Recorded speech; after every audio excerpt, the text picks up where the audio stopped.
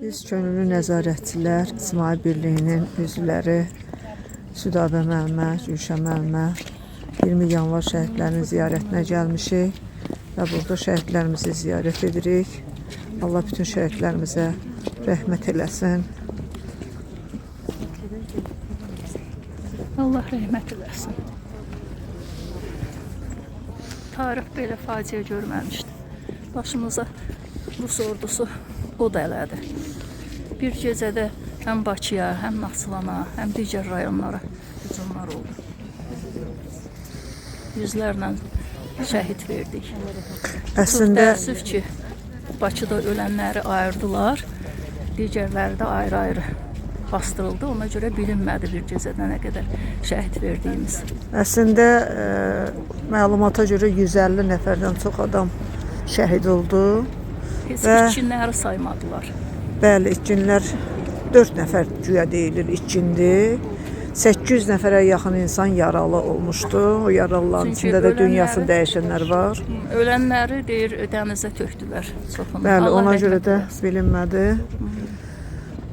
Bu baxımdan Allah amma rəhmət bu eləsin. SSR imperiyasının iç yüzünü açdı.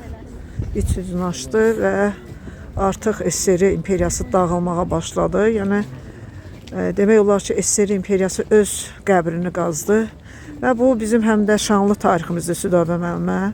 Müstəqilliyə atılan bir addımdır. Bəli. Qan Onlar istədi, tökmədən.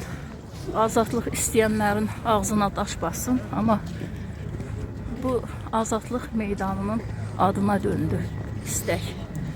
Və orada o vaxtdan azadlıq meydanı adlanır həmin meydan.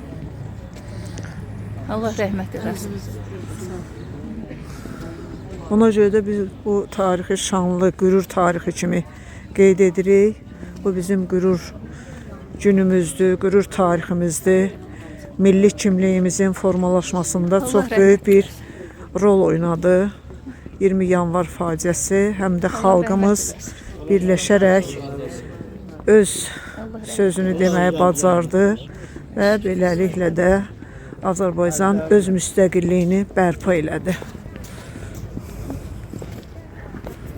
Milli qəhrəman.